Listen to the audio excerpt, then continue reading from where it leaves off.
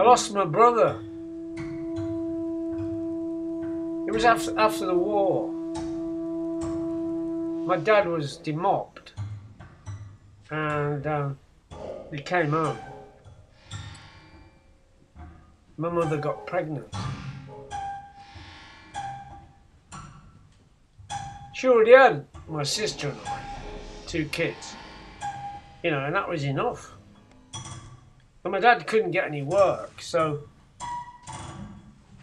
they decided to get my brother adopted.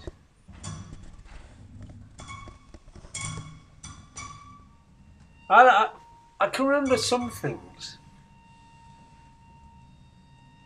I remember the pram in the front room. It was a bloody big thing, you know. And my brother was in it, screaming his head off. And I tried to reach up and have a look in the pram, but I was too small, you know. And my mother was crying, sobbing as well. And the 2 sounds mixed together, and I could. I used to have dreams about it. Of course, when I was little, I didn't miss my brother at all. You know, I hadn't even mates at school and friends. But when I got older, I used to see other blokes with their brothers. I used to wonder what it'd be like to have a brother, you know, have a younger brother. Because I had a sister, but we didn't get on that well, really. She was brainy. Anyway, she'd be out there playing with her friends, you know, in the street, skipping games, and I'd be in my cowboy outfit.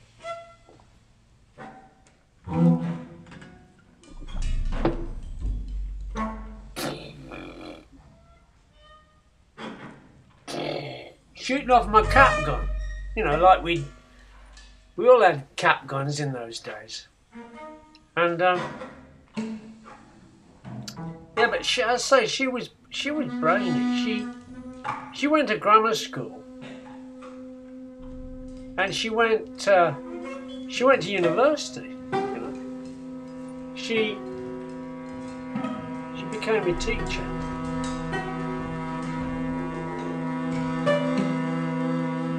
Me, I stayed at home with Mum and Dad until they chucked me out.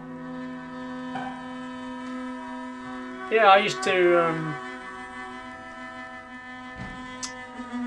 bikes, you know, bikes were my thing. I got this shed and I put roofing felt on it, and I tacked the roofing felt on and made it waterproof. And it'd be full of bits of bikes that I was repairing for people. And then I got old bikes and I did them up and I sold them on.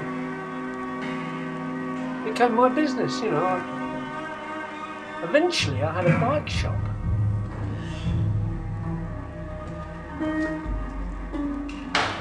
My mum and dad died, and after that I didn't really get on with my sister.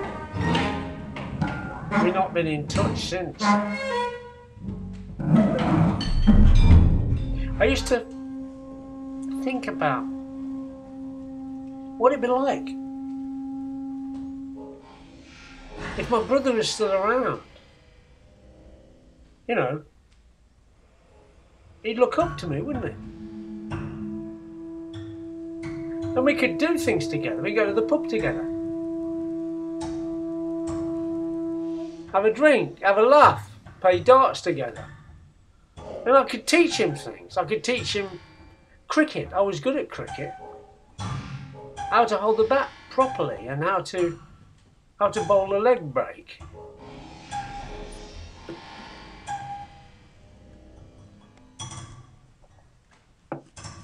And he'd have He'd have a family of his own, wouldn't he? He'd have a wife and kids. I'd be their uncle. I had a wife, but it didn't work out. You know.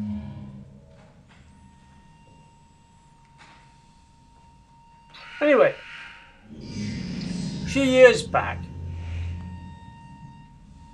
I went to see my Auntie Jessie because she was very close to my mum back then. And I took her a great big bunch of flowers, a big bunch of tulips, because she'd gone into a home. You know, she was in her 80s and you know, couldn't look after herself, so she'd gone into a home. I went to see her and I asked her about my brother. I said, what do you know about, you know, my brother, Aunt Jessie? And she looked at me. She said, what brother?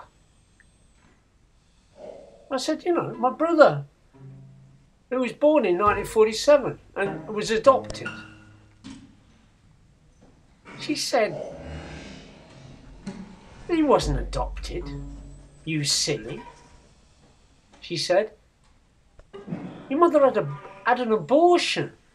It almost killed her.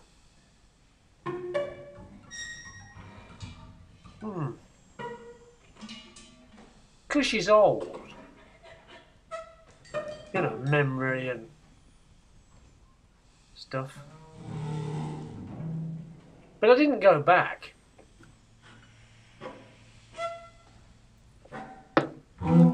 So I'm still waiting for my brother to turn up, really.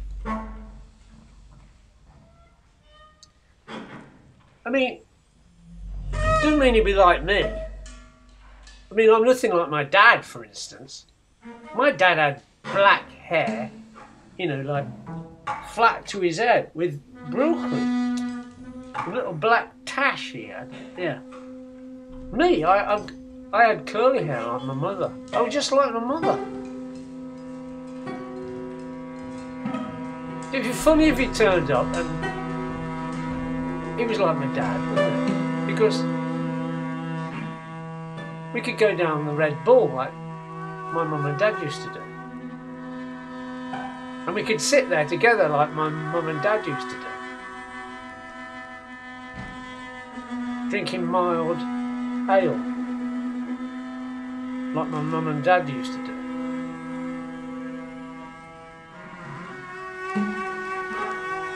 If he turns up.